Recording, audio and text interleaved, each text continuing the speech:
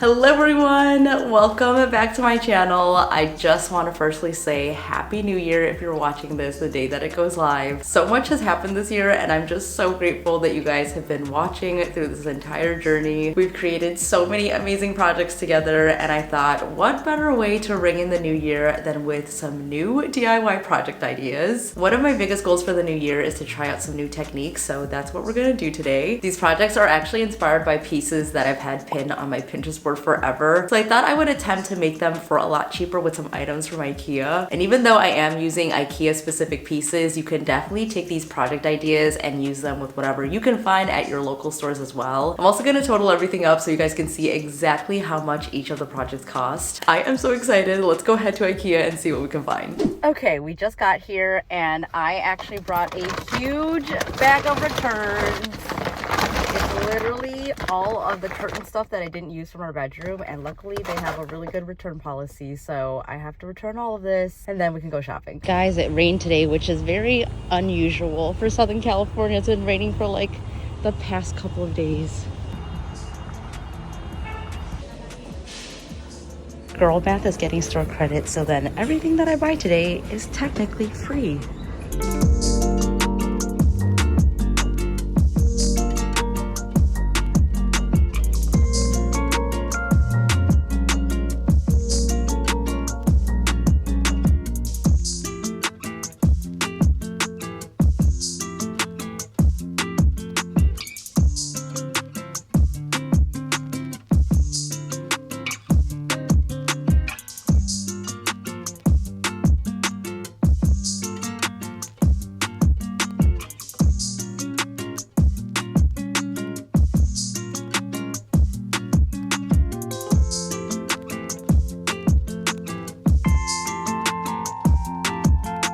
They have the mirror in stock.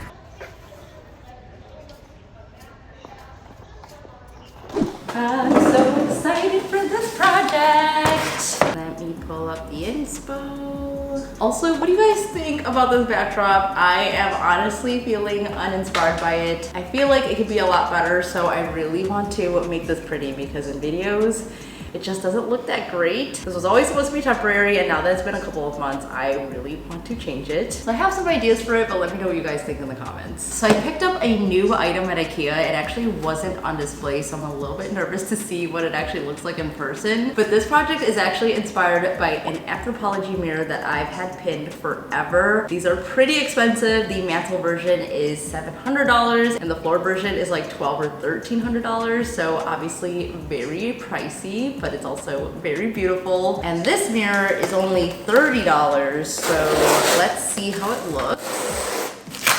This obviously is a lot smaller than the Anthro one, but I wanted to try out this technique to see if we can kind of get a similar look. Oh, this is so cute. Okay, for 30 bucks, this is not bad. Also, I thought this was white, but it's actually more of like a gray color. As you can see from the anthropology mirror, it looks almost like a tapestry or a fabric type of pattern on the outside frame. I just really love the colors in it and it looks so unique, and I feel like you can DIY it. I was hoping to use the existing frame from this mirror for this project, but I'm not sure because it looks like it's on there pretty well. So let me see if I can pop it out somehow. Let's see if that is even possible. Doesn't look like it is. Okay, back to the drawing board. Okay, so I cannot really remove this without ruining it. I want to make this project as easy as possible, so we're just gonna work with it as is. I had a couple of ideas on how I wanted to make this happen, and one of those was putting fabric on and painting it myself. But then I thought, what if I got a Monet inspired fabric? And I actually went online and found tapestries.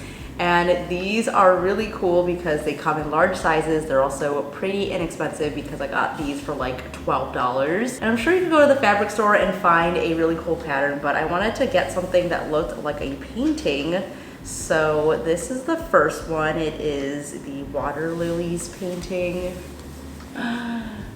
Is this upside down? Ooh, I like the colors, love the little water lilies. I only wish this mirror was bigger so that I could actually include more of this painting, but You actually kind of have to just figure out what looks best where. I also got another option just in case, but the coloring on this one looks a little bit different than what I saw online. I also like that the brush strokes on here are a little bit smaller, so it'll show up on the frame more. But color-wise, I think I like the other one better. Yeah, I think this one is the winner.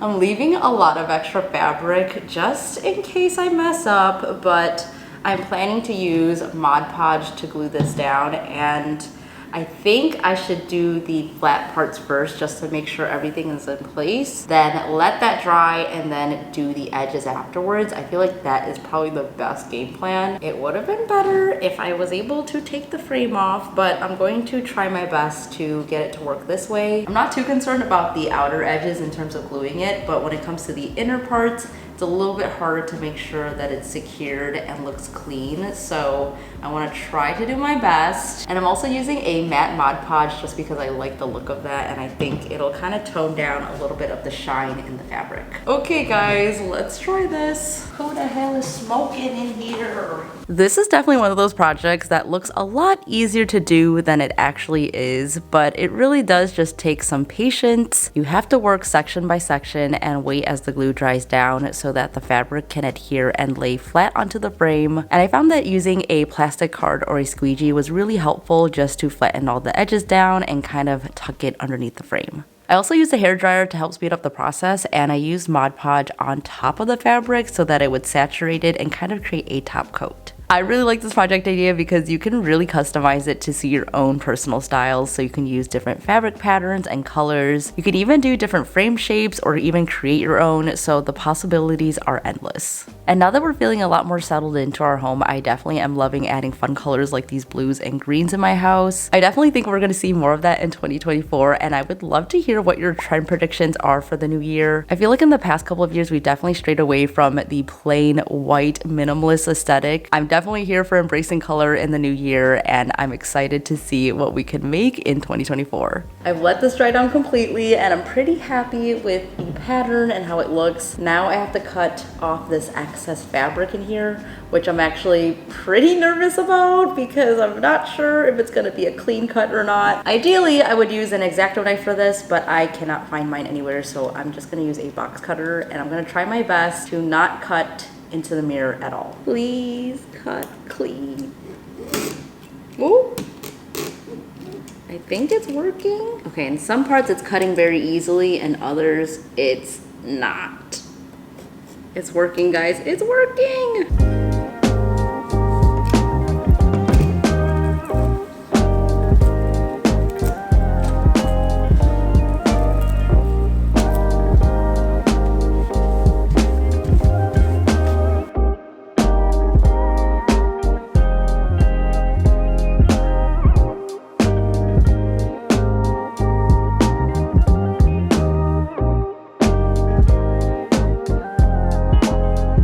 I feel like everyone says this every year, but I just can't believe how fast the year has gone by. This has definitely been a life-changing year for me, and I know that next year I just have bigger and better goals, including finishing our apartment. And we're also gonna start house hunting, so fingers crossed that we can find something good. I can't wait to take you guys on that journey, and a lot of you have asked about the financial side of house buying and budgeting, and I definitely would say that getting a personal finance app is really helpful. Personally, I've been a Rocket Money user for years, and they are so so kindly sponsoring today's video. No matter what your goals are, I think that everyone can benefit from using Rocket Money. They are really here to help you reach your goals, and Rocket Money is actually free to download. It's a personal finance app that does so many things, including cancel subscriptions, lower your bills, and it just overall helps you manage your money better. I really like it because you can see everything all in one place, and it shows you all of your upcoming payments, so nothing catches you by surprise. One of the most helpful features is that it cancels your unwanted subscriptions. If you're guilty to subscribing to way more things that you can keep track of, this is a great way just to find all those recurring charges, and it will cancel them for you right within the app. So I was able to do all of that in just a couple of taps, and I read that on average they save customers over $720 a year doing this, so that is huge. So if you guys want to check it out, it is completely free to use, and you can start saving and taking control of your personal finances with my link below, or you can also go to rocketmoney.com/TinaLay to get started for free.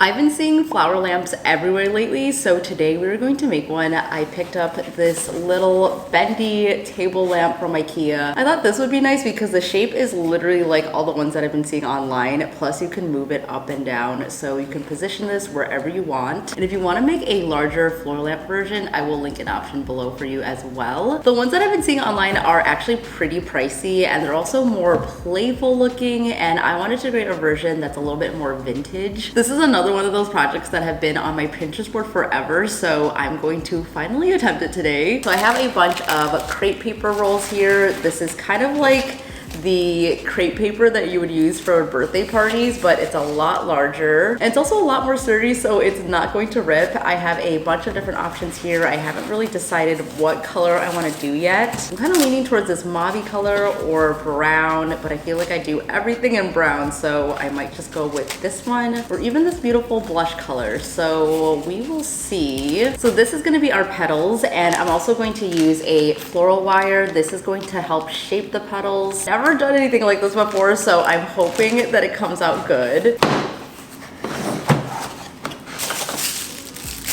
Ooh, look how bendy that is. Okay, so I am planning on painting this, but I'm worried it's gonna be hard to do this part because it's like a rubbery material, so we'll see how that's going to work out. But here is the base. It also comes with an LED light, which is great because that means it's not going to heat up too much and should not affect the paper.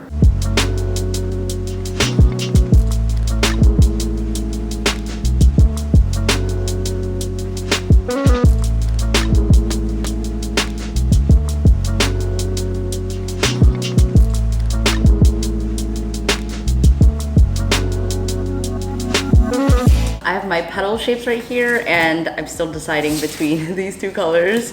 But next we are going to add a little piece of wire. So these are pretty thin that you could just actually cut it with scissors, and we're just gonna place that into the center of the petal, and I'm gonna use hot glue to put that into place. Look how easy it is to cut this. I brought up my wire cutters just in case. It might be wise to use this if you don't want to mess up your scissors, but if you don't have wire cutters, these work just fine. Straight line down the middle, and I'm going to try to do this as thin as possible. Okay, place that down and hold it.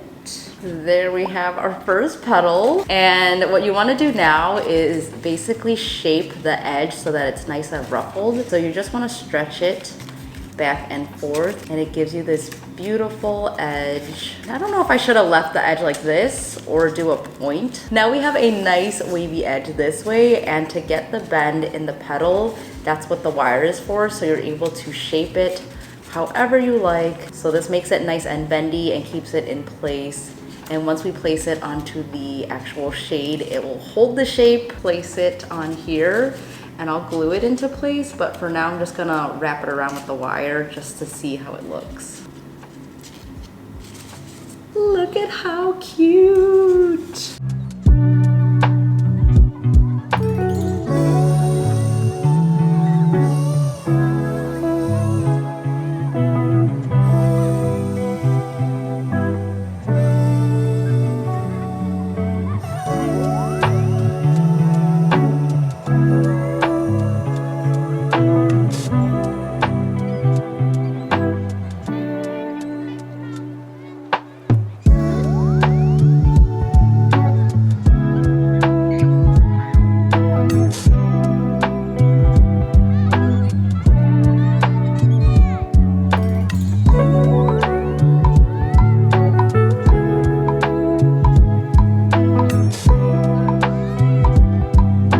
all dry now, and I absolutely love the hammered finish on it. I think it looks so nice. It definitely gave it some age. It also makes it look a little bit more expensive.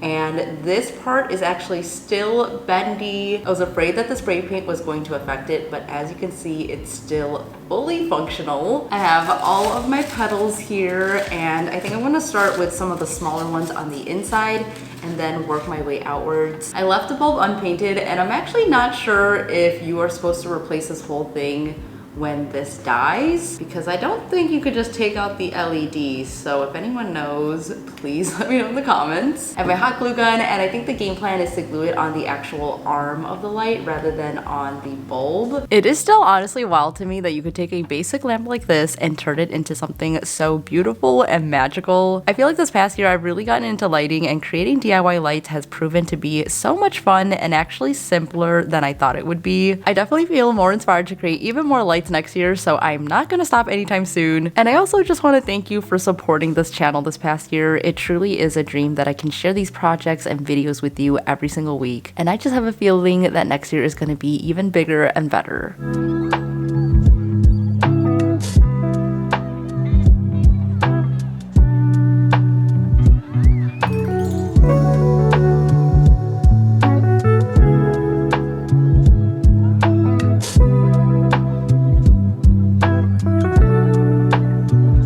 For this last project, I grabbed a bunch of different frames from IKEA because they're pretty inexpensive there. And right now I feel like picture frames are really having a big moment where people are having a lot of fun with their frames. I'm seeing a lot of frames that are more colorful, have a different pattern on them, or even have different shapes on them. And I feel like everyone's just having fun with their artwork. This makes me so excited because you can get so creative with it, and you can really take a piece of artwork and tailor the frame towards that. So I'm gonna share a couple of options, and hopefully you guys will be inspired to take maybe some of your old frames or buy some new frames and try these out. I am totally here for the wavy decor trend, and I think it's gonna stay for 2024, so I'm gonna show you an easy way to get the look without even touching a saw, and that is by doing something as simple as painting your pieces. I'm using a little leftover paint sample. This is in the color Divine Wine, which is the same color that I use for my couch sleeve. I really love a deep wine color like this, and I feel like this is also very trendy for the new year as well. And in combination with something wood like this, I think it just looks so amazing. So I'm just gonna go ahead and paint that. So we're gonna start by sketching on the design and then just going over it with some paint.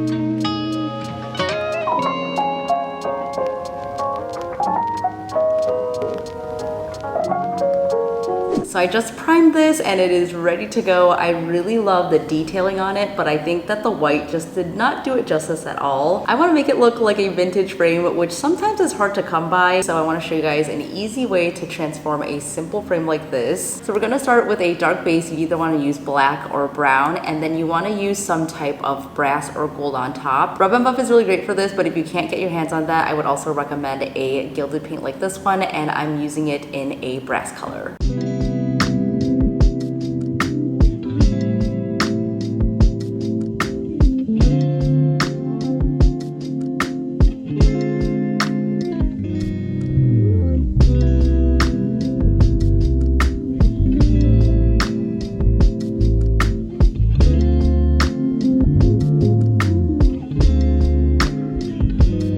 I love a bold stripe pattern. I think it's gonna look really well with the brass. So that's what I'm going for with this mat. And again, I wanted this to look hand painted and imperfect, so it didn't have to be perfectly straight. And for some reason, I think that dusty blue is totally gonna be a thing next year, so that's why I went with this color. Then I used a really thin paintbrush and added a line on each side of the stripe, and this is just a nice added detail to a basic pattern. And something tells me that I'm gonna continue painting frames for the new year because it's such an easy and quick project. It's also just so unique and kind of draws you in to stop and actually look at an art print. And all I paid for this project was the price of the frames because I already had the paint on hand, so this project is basically free. Okay, so I know that 2024 is literally tomorrow if you're watching this video the same day it goes up, but I need to know, do you guys think that checkerboard is still gonna be in next year? Because I will die on this hill that it is a classic. Even if it's trendy right now, it is a pattern that has been used for centuries and will continue to be timeless in my eyes. For this one, I went with a green and golden tan color. I just wanted to pick some fun colors that would be a good color combination that will work with a variety of art pieces. If you really want nice crisp lines, I would definitely say to use painter's tape, but I really wanted this to look hand painted. You also might notice that I did some math wrong or something because these are not perfectly square. Two of the corners are actually rectangles, but somehow I made it work and everything aligned in the end. So with this frame shape, it was a little bit more tricky, so I definitely would choose a frame with exact measurements next time. I still think it came out pretty great, and I just love how much of a statement this makes.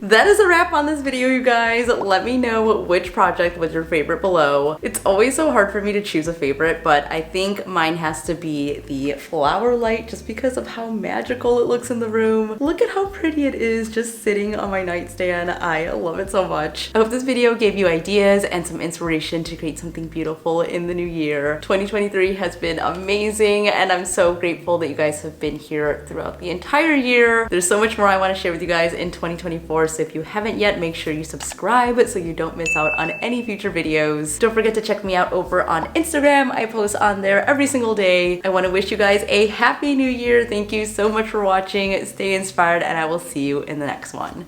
Bye!